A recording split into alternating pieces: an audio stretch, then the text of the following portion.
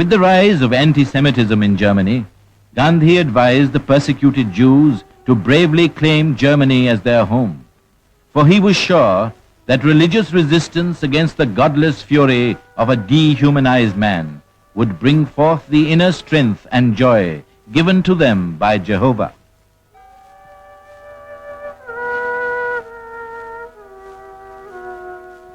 Anticipating the devastating consequences of war, Gandhi wrote to Herr Hitler, the one person who could prevent a war that would reduce humanity to a savage state. Must you pay this price for an object, however worthy it may appear to you? Will you listen to the appeal of one who has deliberately shunned the method of war? He asked.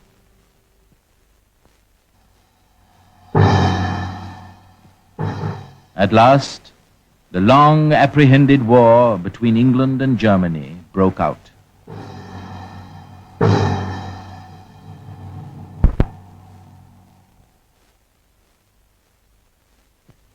Flouting Indian opinion, the British government declared India a belligerent country and promulgated ordinances which affected the Indian people vitally. After his talks with the Viceroy at Simla, Gandhi made it clear that his sympathies were with the Allies from the purely humanitarian standpoint.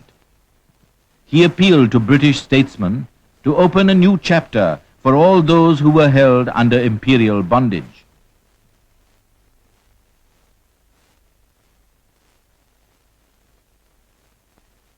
Condemning the Nazi aggression, the Indian National Congress declared that though the Indian people had no quarrel with any other people, they had a deep-rooted quarrel with systems which glorified war and violence and suppressed the human spirit, and that India could not associate herself with a war said to be for democratic freedom when that very freedom was denied to her.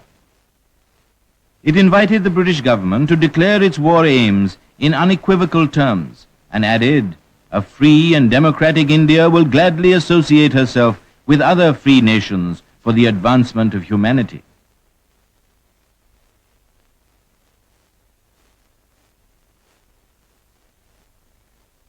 Making a fervent appeal to India to adopt nonviolence as her creed and preserve man's dignity, Gandhi wrote, "Defense of India by the present method has been necessary because she is an appendage of Britain. Free India can have no enemy. It is better for India to discard violence altogether, even for defending her borders. For India to enter into the race for armaments is to court suicide. With the loss of India to non-violence, the last hope of the world will be gone."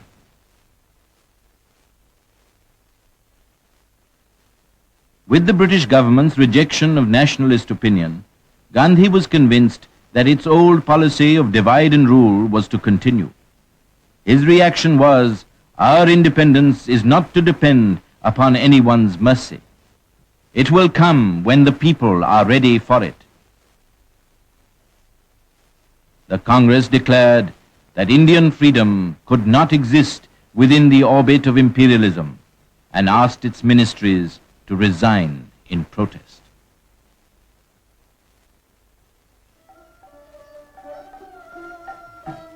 For a while, to pass beyond the darkness that enveloped the destiny of the world, Gandhi and Kasturbai visited Shanti Niketan at poet Tagore's invitation in February 1940.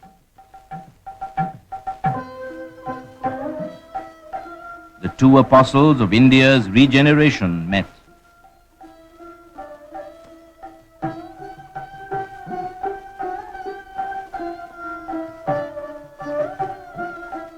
The poet's simple mud hut, Shyamli, was Gandhi's abode here.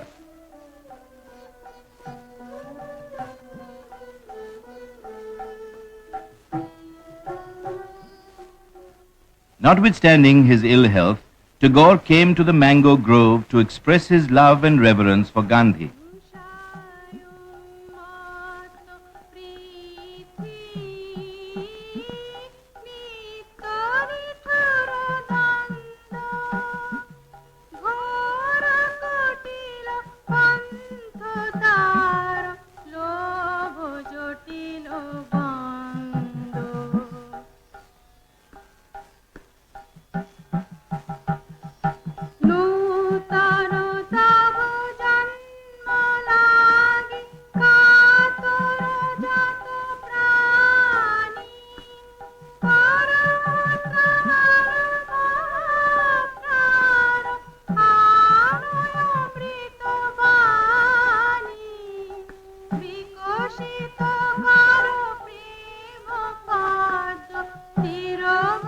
poet welcomed Gandhi as one of their own and as one belonging to all humanity. In a spirit of deep respect, Gandhi replied, "Shanti Niketan will never cease to grow so long as Gurudev's spirit broods over it."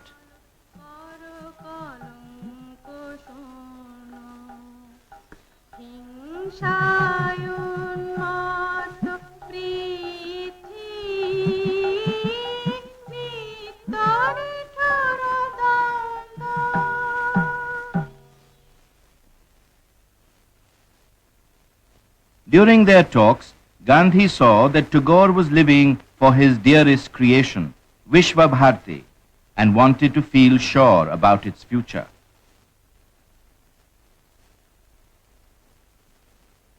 As they parted, Tagore handed over to Gandhi his impassioned appeal. "Vishwa Bharati is like a vessel which is carrying the cargo of my life's best treasure. Accept this institution under your protection."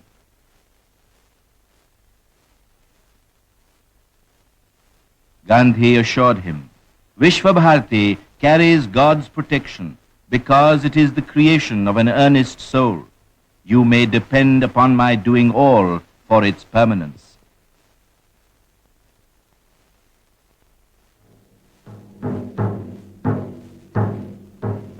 Events were moving with their own momentum. Since India was to continue under the imperial domain, positive action became inevitable. The Congress, at its annual session held at Ramgarh in March 1940, under the presidentship of Maulana Abul Kalam Azad, placed full responsibility for conducting the civil disobedience campaign on Gandhi.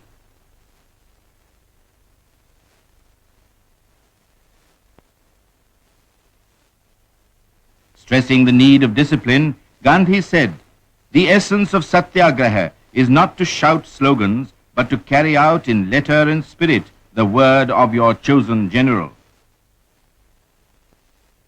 Gandhi commended his 13-fold constructive program. In the fulfillment of it lay the non-violent attainment of Swaraj, based on the solid foundation of social justice and economic equality, enabling each individual to have the wherewithal to supply all his primary needs. Correlating economics and ethics, Gandhi advocated the Upanishadic message of enjoying wealth by renouncing it for the common good. He enunciated the theory of trusteeship to transform the acquisitive society into an egalitarian one. A society based on non-violence cannot nurture any other ideal.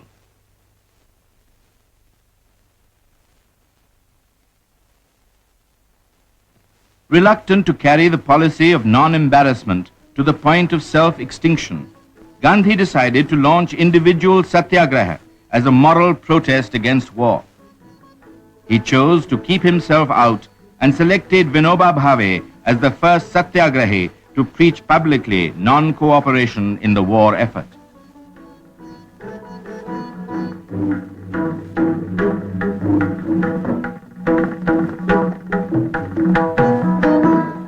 The person-by-person symbolic protest assumed huge dimensions. Thousands answered the call, proclaimed their faith, and courted imprisonment. On the government forbidding the press to report the progress of Satyagraha, Gandhi suspended the publication of his journals and asked everyone to become his own newspaper, carrying authentic news.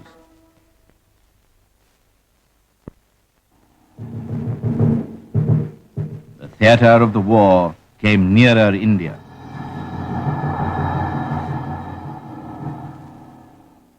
Civil disobedience prisoners were set free in December 1941. The nearness of war became a challenge to Gandhi and a test of faith. He resumed the weeklies to disseminate his view that all war is immoral. Gandhi felt that he must accept the necessary consequences and implications of non-violence. He dreamt of India becoming a symbol of non-violence and a messenger of peace. and said prophetically, Jawaharlal will be my successor, and when I am gone, he will speak my language. Just then, Sir Stafford Cripps came to India with the proposals of the British War Cabinet on self-government for discussion with representative Indians. Behind the proposals, which dealt essentially with the future after the cessation of hostilities, lay the old imperial policy of creating division in India and encouraging every factor that came in the way of national growth and freedom. There was no intention to part with power in them. Cripps made it clear that the scheme was to be accepted or rejected as a whole.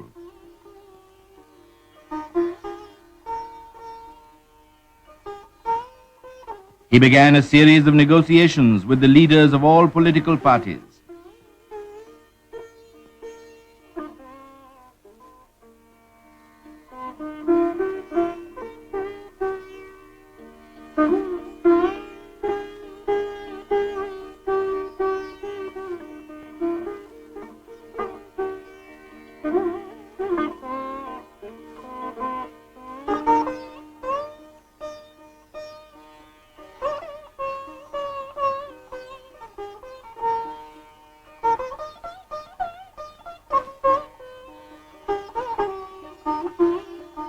On March 27, Gandhi arrived in New Delhi as Cripps was anxious to meet him.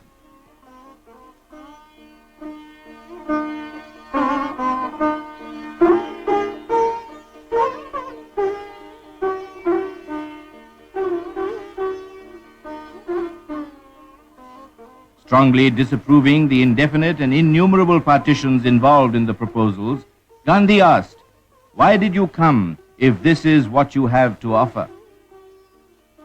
Characterizing the offer as a post-dated check, Gandhi soon left for Sevagram.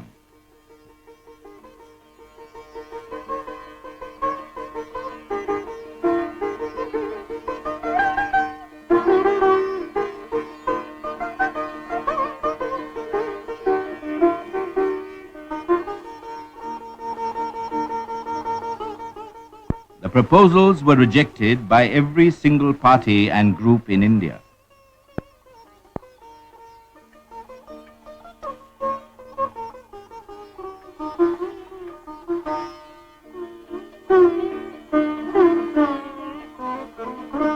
Jawaharlal Nehru's reaction was that India would be one in freedom as it had been one in subjection. He said, "The clock of destiny is ticking away and war and danger hover over the world. We shall have to face their consequences also, and we can only face them by forgetting our petty troubles and conflicts and pulling all together so that we might, by our united strength, make India independent." The Cripps mission failed. The prospect of freedom receded into some dim and distant future. Inaction at the critical stage became intolerable for Gandhi, who was convinced that India's real safety lay in orderly and timely British withdrawal. Expressing the prevailing mood of the people, Gandhi urged passionately, "Leave India to God, and if that be too much, leave her to anarchy." To put the Allied cause on an unassailable basis, Gandhi wrote to President Roosevelt that the position of the democracies in the war was morally indefensible so long as India and Africa were not granted independence.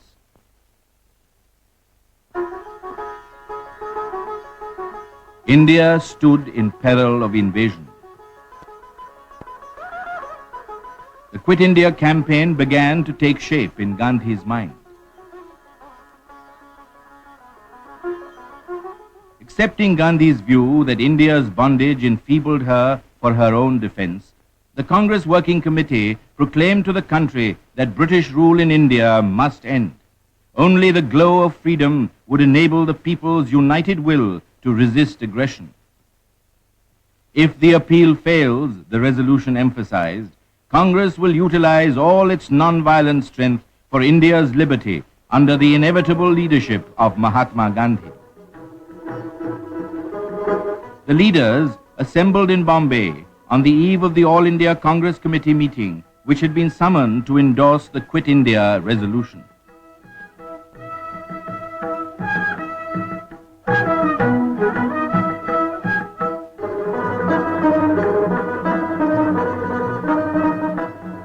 On August 7, 1942, the sullen passivity of the people was converted into a spirit of non-submission and resistance. They assembled at the Gawalia Tank Maidan and awaited the final call for India's deliverance.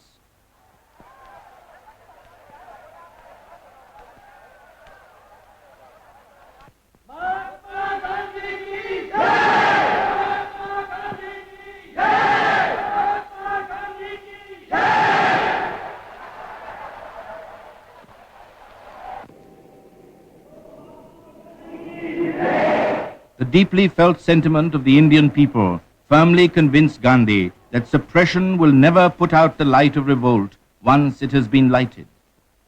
He came there to guide at the crucial hour with ill will towards none.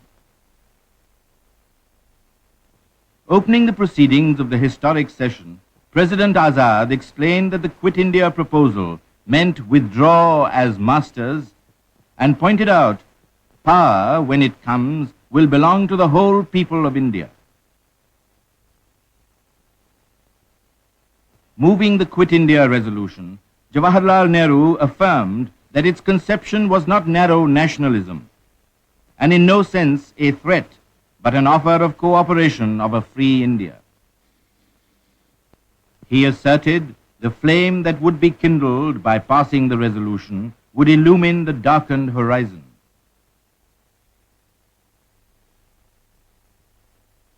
Seconding the resolution, Sardar Patel declared, to rouse the people to a supreme effort, it must dawn on them that this is a people's war. Amid deafening applause, the Quit India resolution representing the voice of the oppressed people was carried with overwhelming majority, only 13 voting against. Outlining his plan of action, Gandhi spoke for 2 hours. The contemplated struggle has its roots in non-violence. I must act when the earth is being scorched by the flames of violence and crying for deliverance. How is this vast mass of humanity to be aflame in the cause of world deliverance unless it has touched and felt freedom? I will have to resist the might of the empire with the might of the dumb millions, with non-violence as a policy confined to this struggle. He declared that he would try for an honorable settlement before commencing the actual struggle. Concluding, Gandhi said, "Here is a dictum for the non-violent soldier of freedom. Do or die."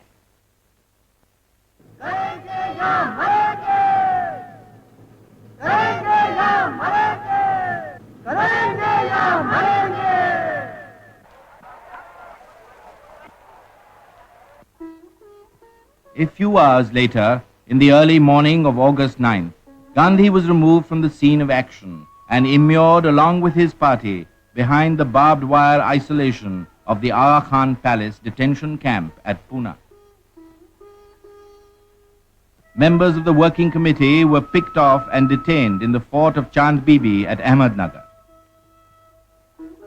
The government got ready their prisons, police and ordinances.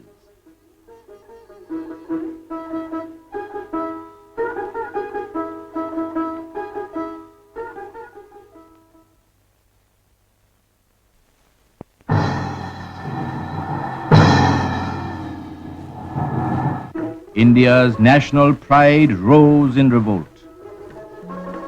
Patriotic urge to action moved the people. It was a spontaneous mass upheaval. The temper of the people rose, and so did the temper of the alien government.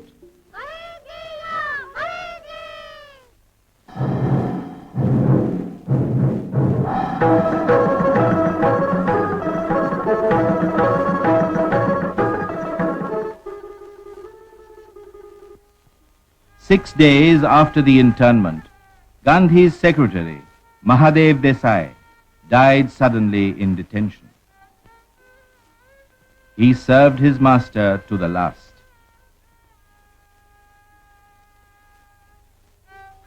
In a corner of the detention grounds, performing the last rites, Gandhi said, "This sacrifice cannot but hasten the day of India's deliverance." In his exhaustive correspondence with the Viceroy, Detenu Gandhi asked, "Is the demand for independence, legitimate at all times, a challenge that could only be met by immediate repression instead of patient reasoning with the demanding party?"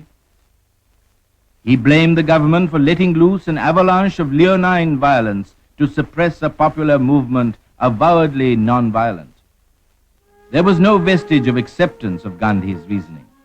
Seeking soothing balm for his pain, Gandhi decided to crucify the flesh by fasting.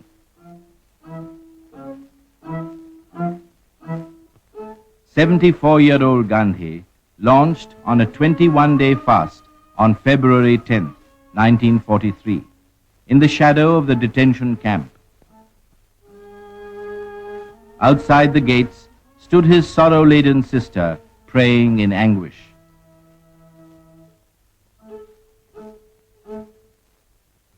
As days passed into weeks, he grew weaker. His strength had almost ebbed out, but he was able to pull through the great ordeal.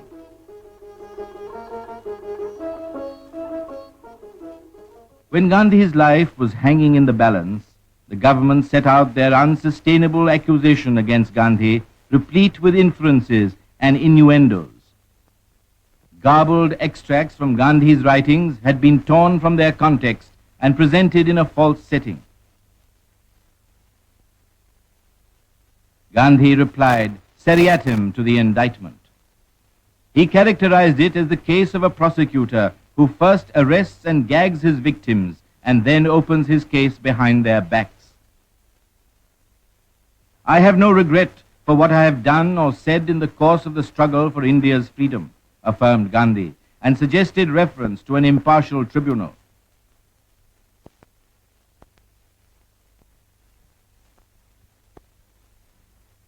In detention, Gandhi spent some time teaching his 74-year-old wife. But it did not last long. Kasturbai's health deteriorated fast.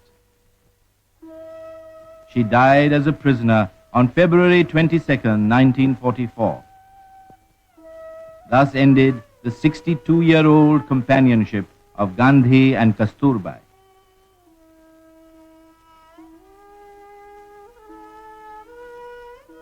Gandhi's constant companion in all his life struggle was cremated under his very eyes.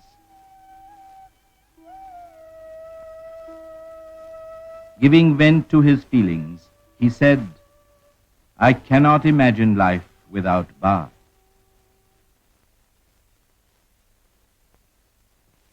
A famine of vast dimension overtook the people. Starvation stalked the land.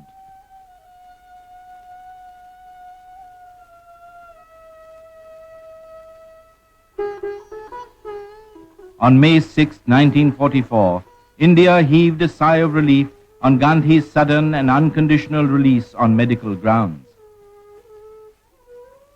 Before leaving the detention camp, he offered floral tributes to his two departed comrades, Mahadev and Kasturbai, at the consecrated ground.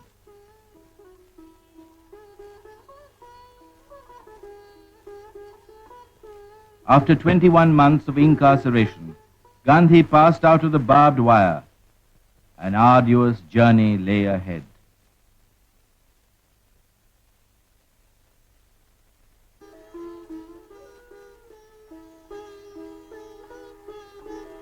On May 11th, Gandhi once again arrived at Juhu to sojourn at Gandhi Gram and entered on a fortnight's silence to ensure uninterrupted rest.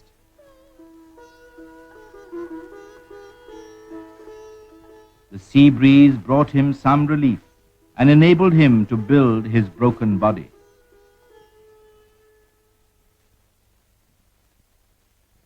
Every evening, people of all shades crowded on the beach to attend Gandhi's congregational prayer, which he considered to be the greatest binding force maintaining the oneness of the human family. Gandhi's faith in the efficacy of prayer was immovable. He was in tune with the infinite.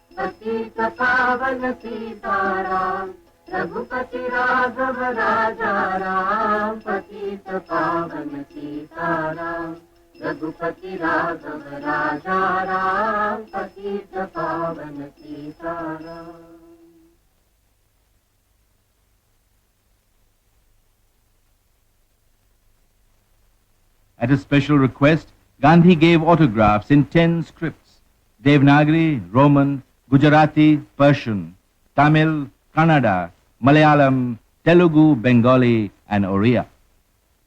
"If only I had the time," he remarked. "I have energy enough to learn more Indian languages."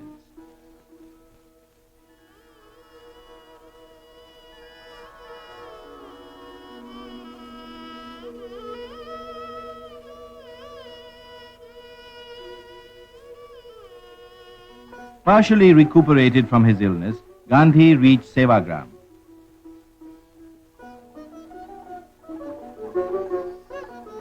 In an interview, he said that the exploited races would not feel the glow of the Allied victory. He asked, "Must rivers of blood flow for such an empty victory?"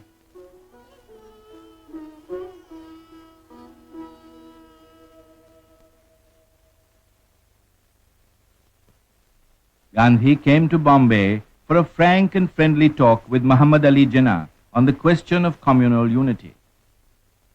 He went to Jinnah's house on September 9, 1944, as a seeker of light for establishing living peace.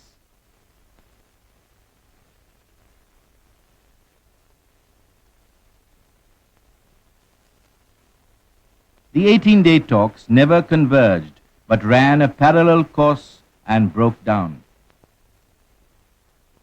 The cleavage was on the cardinal issue of the two-nation theory. Gandhi had no sense of disappointment or despondency, though the talks did not prove fruitful.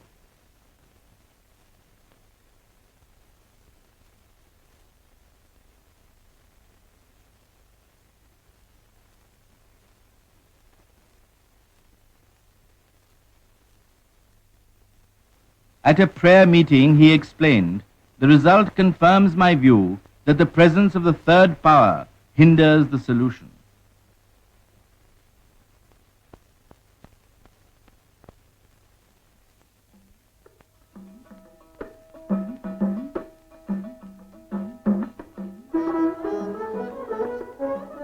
On Gandhi's 75th birthday, Sevagram Ashram bore a festive appearance.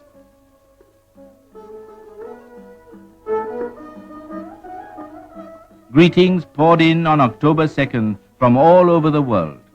Albert Einstein asserted, Generations to come, it may be, will scarce believe that such a one as this ever in flesh and blood walked upon this earth.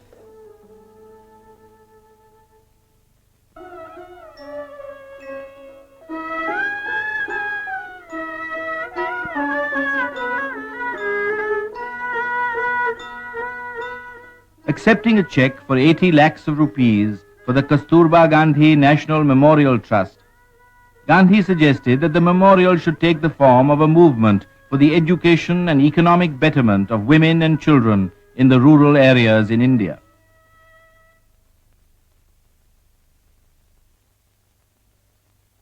The war was drawing to a close. The members of the Congress Working Committee were released. They journeyed to Simla at Lord Wavell's invitation to attend a conference of India's outstanding politicians and party leaders for considering constitutional changes in India. Though Gandhi was not a delegate, he came to Simla as an observer in response to the Viceroy's persistent request.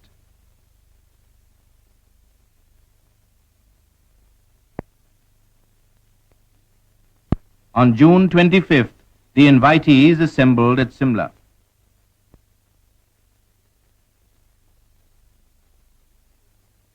Vindicating its claim to be a truly national organization, the Congress did not subscribe to communal parity. On this rock, the conference foundered on July 14th.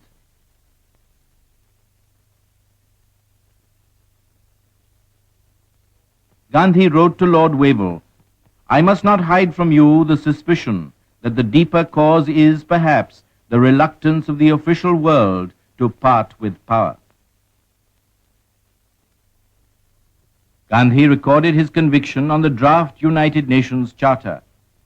The exploitation and domination of one nation over another can have no place in a world striving to put an end to all war. The peace must be just and neither punitive nor vindictive.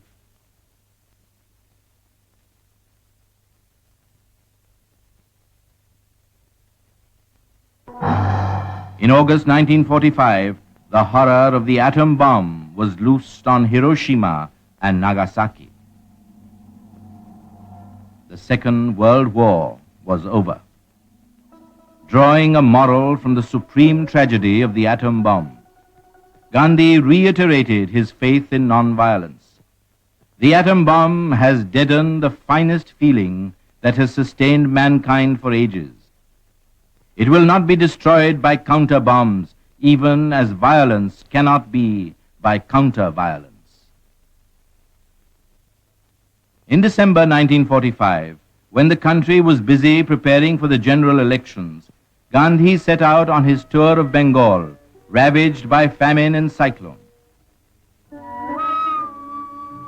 His mind was filled with the grim spectre.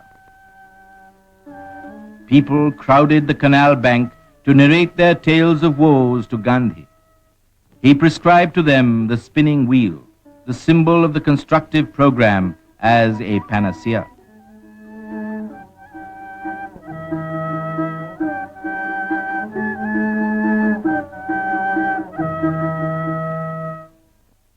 Gandhi arrived at Madras in January 1946 to attend the Silver Jubilee celebrations of the Dakshin Bharat Hindi Prachar Sabha.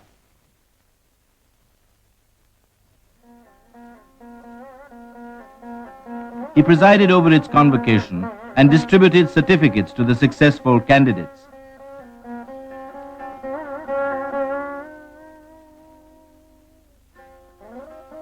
He observed, "It is your dharma to learn Hindustani for the sake of India's Swaraj and for the good and welfare of the people of India."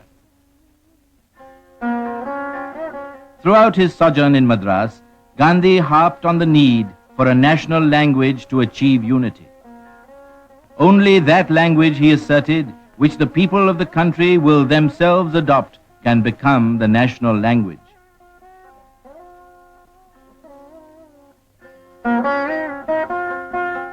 In between the heavy round of engagements, Gandhi laid the foundation stone of the Harijan Industrial School in true Mason style and visited the constructive program exhibition.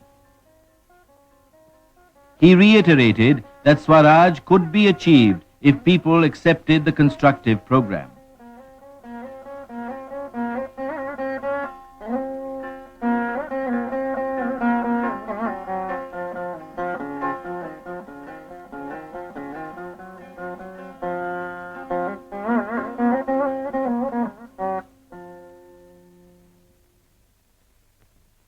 A special train carried Gandhi to Madurai. He was on a pilgrimage in the cause of untouchability.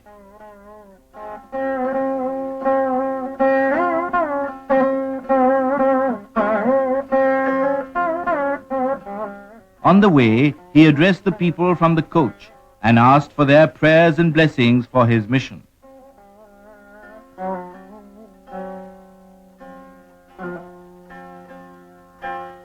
On February 3rd, Gandhi visited the ancient Meenakshi temple at Madurai, which was thrown open to the untouchables as a result of his long crusade against untouchability.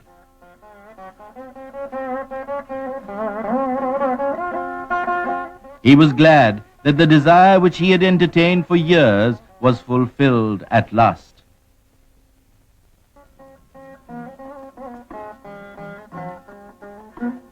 Crowds continued to surge at all the stoppages during the journey to Palni.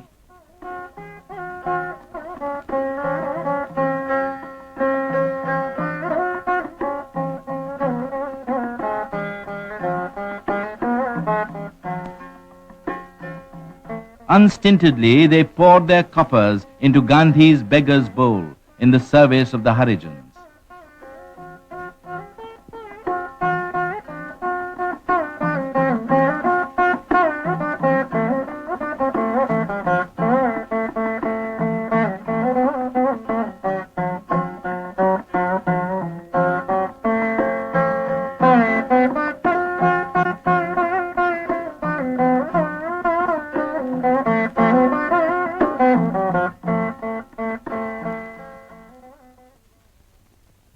At the vast meeting held at Palni under the shadow of the temple, strongly condemning the ulcer of untouchability that pervaded national life, Gandhi argued, why should we not all be the children of one Indian family, and further, of one human family? When untouchability is rooted out, no one will consider himself superior to any other.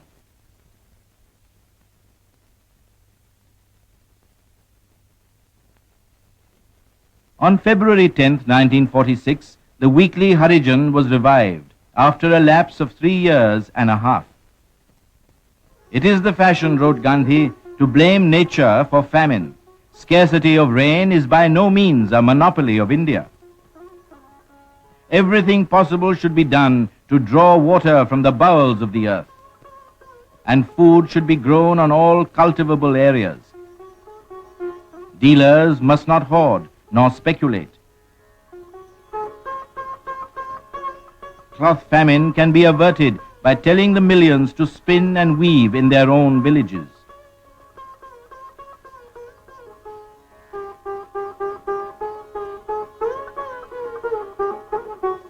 Gandhi subscribed to the view that all ailments are due to the violation of nature's laws, and that return to nature is the road to health.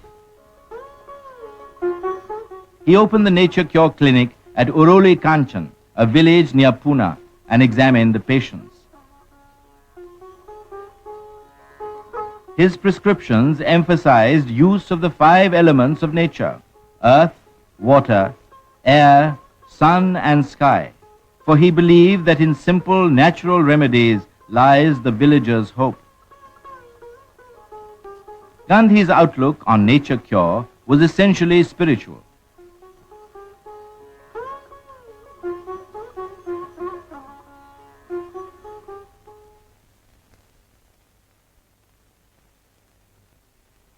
It was India's hour of destiny. The British Labour government's delegation, consisting of Lord Pethick Lawrence, Sir Stafford Cripps, and Mr. A.V. Alexander, arrived in India in March 1946 to discuss terms for the transfer of power. The cabinet mission began its work by interviewing leading representatives of the main political parties.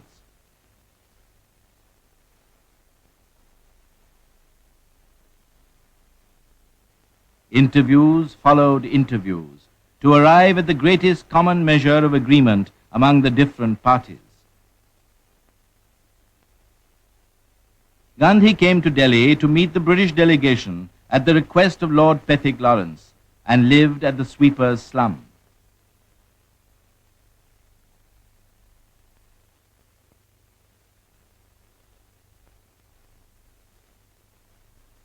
Day after day and week after week, the representatives of India poured in to meet Gandhi, and the obscure little sweepers' colony became the venue of many important meetings. Gandhi remained in touch with the mission during the progress of the constitutional negotiations.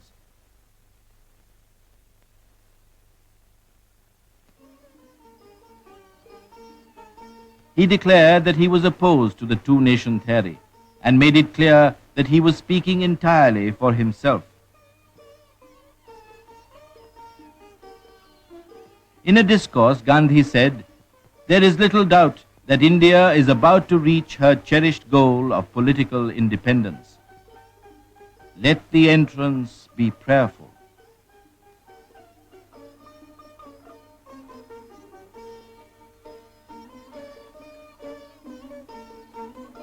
"Independence of my dreams," wrote Gandhi, "means the kingdom of God on earth." In concrete terms, independence should be political, economic, and moral, standing for the removal of the control of the British Army, freedom from the capitalists and capital, ensuring equality between the humblest and the tallest, and freedom from armed defense forces. Free India, he hoped, would continue her nonviolent policy and deliver the earth from the burden that was crushing her.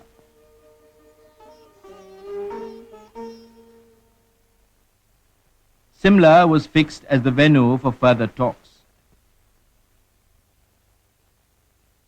Abul Kalam Azad, Jawaharlal Nehru, Khan Abdul Ghaffar Khan, and Sardar Vallabhbhai Patel arrived in the first week of May to represent the Congress viewpoint in the conference.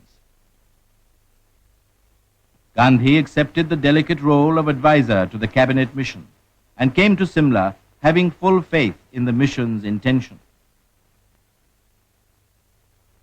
The pourparlers continued at the Viceregal Lodge, but the conference could not achieve an agreement between the Indian National Congress and the Muslim League and broke up on May 12th.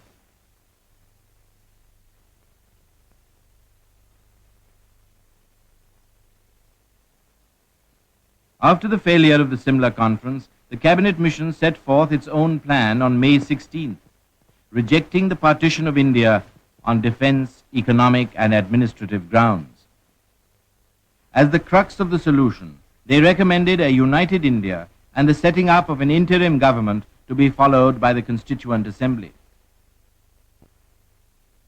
Gandhi compared the mission's plan to a promissory note. Despite some vital defects, he saw in it the germs of the realization of his ideal of a land without sorrow and suffering, provided it was genuine and appealed to the people to think of the country and not of their petty selves, groups, or communities.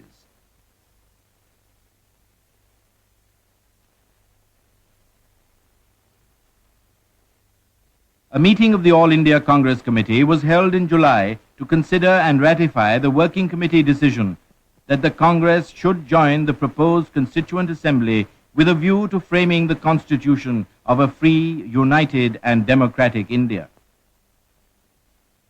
Gandhi came to guide the committee's deliberations.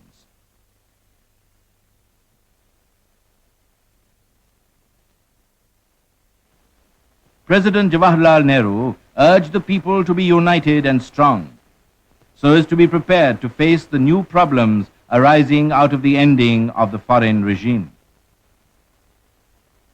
Persuading the Congress to join the Constituent Assembly, Gandhi asserted it should be a challenge to combat and not a ground for rejection.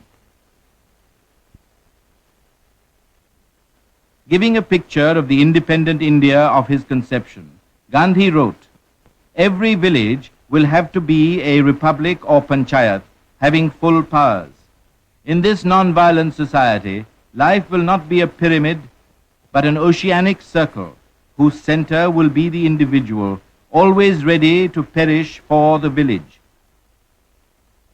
He made it clear that in such a society, every religion would have its full and equal place. A call by the Muslim League to observe August 16, 1946, as Direct Action Day to protest against the proposed formation of the interim government let loose an orgy of violence at Calcutta. Madness seized a section of humanity which killed, maimed, and burnt.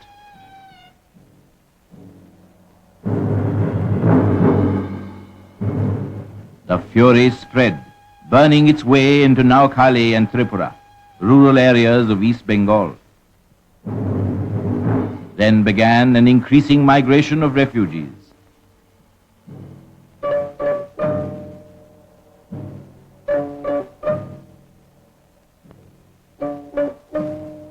Communal hatred spread to adjoining Bihar and other parts of the country. Gandhi explained their duty to the ashram inmates. "We should have rushed into the blaze and offered the purest sacrifice to quench the flames of the conflagration."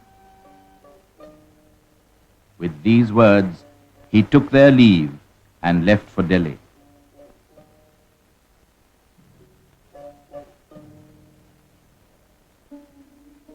After prolonged controversy, the interim government came into being with Jawaharlal Nehru as the de facto Prime Minister on September 2nd, 1946. The ministers and members of the working committee assembled at the sweepers' slums to seek guidance from Gandhi.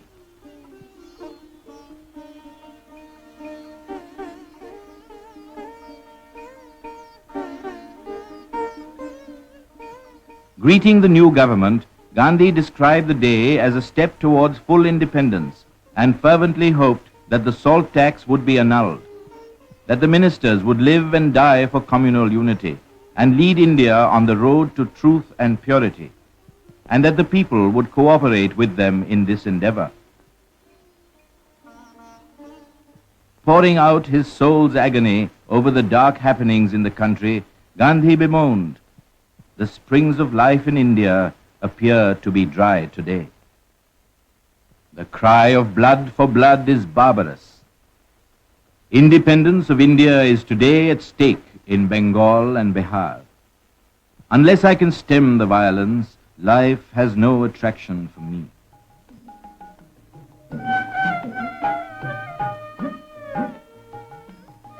The cry of outraged womanhood called him to Bengal, and he came to wipe their tears and put heart into them. Gandhi was on the way to Naukhali in search of the divine in the maddened man. His mission was to establish heart unity between the sister communities, for he regarded all mankind as his kith and kin and dreaded the consequences of the bisection of India.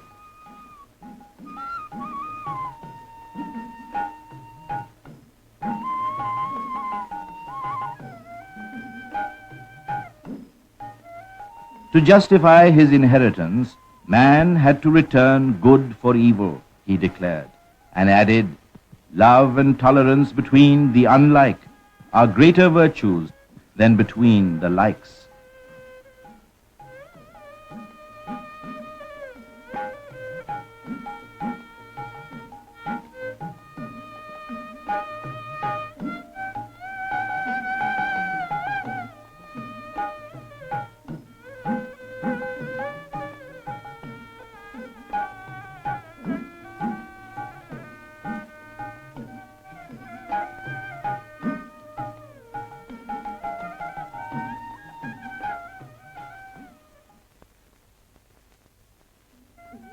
The pilgrim of peace arrived in Naukhali to venture in faith.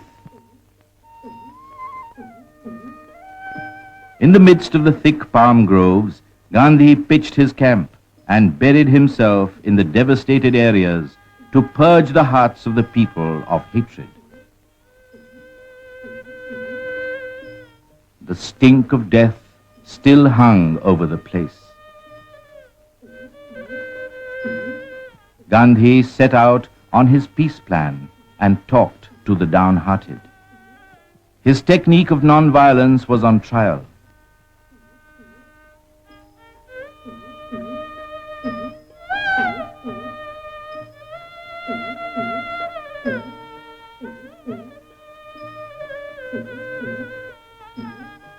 Emphasizing the need for complete religious toleration, he maintained, in every province, everyone is an Indian, be he a Hindu, a Muslim, or of any other faith. He expected the majority to constitute itself into the guardian of the minority.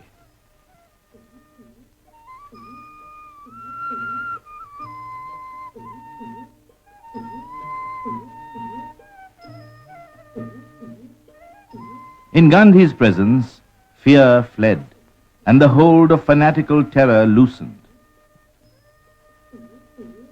People flocked to him for advice and comfort. He was happy to see the dead souls return to life, and this was reward enough for his mission.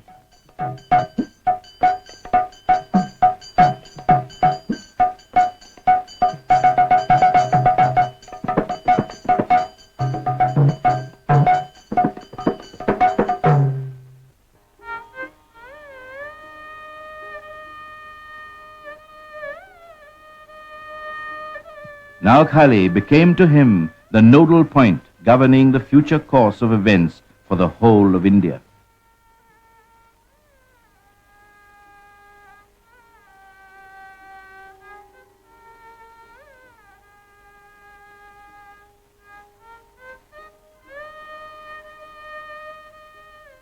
On December 27th, Jawaharlal Nehru came to Sri Rampur to seek Gandhi's advice on important political matters.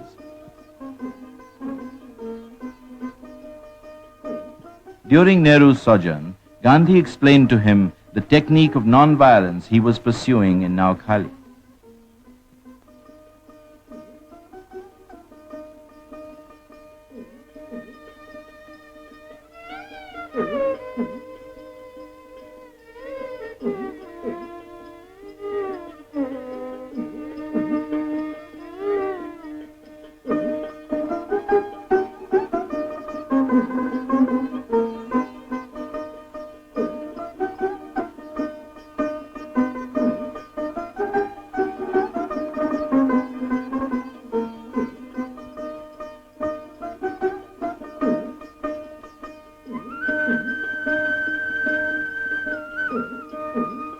Getting fresh inspiration from Gandhi, Nehru remarked, "I feel a little younger and stronger after meeting this young man of 77.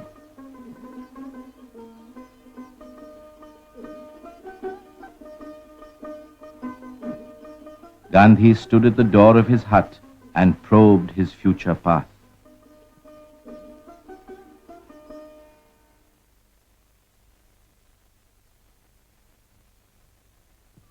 On the morning of January 7th, 1947, the barefoot pilgrim commenced his historic one-night, one-village march from Chandipur.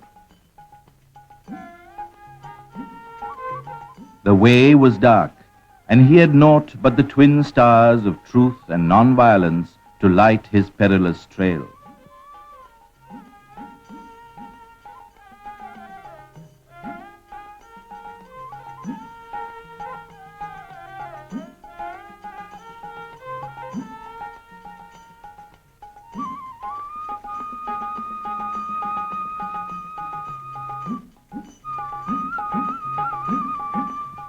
He strolled on the narrow village roads, mingling freely with the Hindus and the Muslims, and expounding his gospel of communal unity and peace.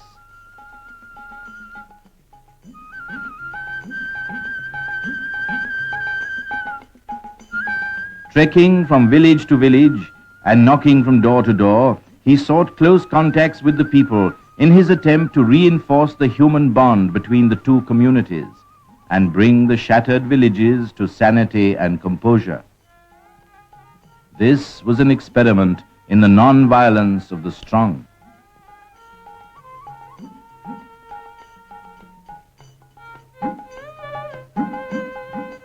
Touring through miles of difficult terrain, Gandhi finished the first stage of his tour after 28 days of walking, crowded by experiences both sweet and bitter.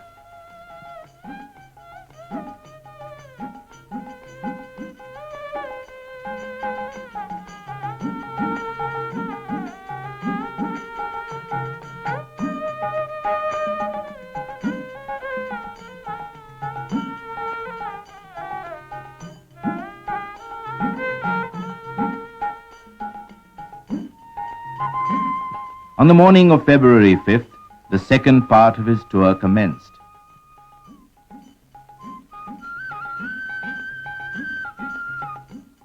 Tireless in his pursuit of communal harmony, the pilgrim progressed, making his way through the inaccessible delta of the Ganga.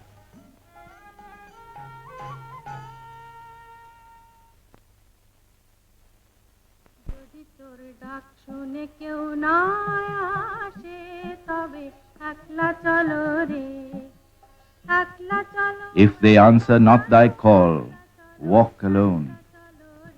If they do not hold up the light when the night is troubled with storm, with the thunder flame of pain, ignite thine own heart and let it burn alone.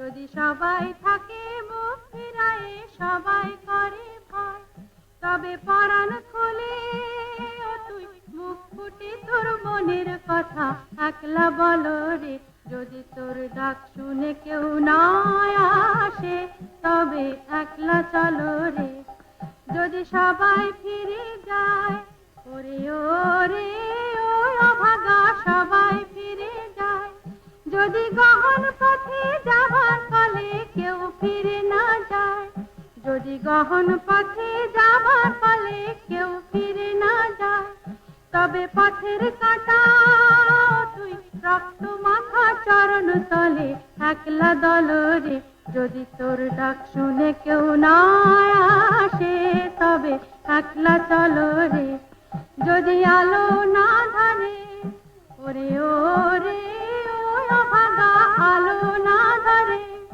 যদি ঝড় বদলে আঁধার রাতে দুয়ার দেয় করে যদি ঝড় বদলে আঁধার রাতে দুয়ার দেয় করে তবে বজ্রানলে আপন বুকের পাথর জ্বালিয়ে নিয়ে একলা জলরে যদি তোর ডাক শুনে কেউ না আসে তবে একলা চলো রে একলা চলো একলা চলো একলা চলো একলা চলো রে যদি তোর ডাক শুনে কেউ না আসে তবে একলা চলো রে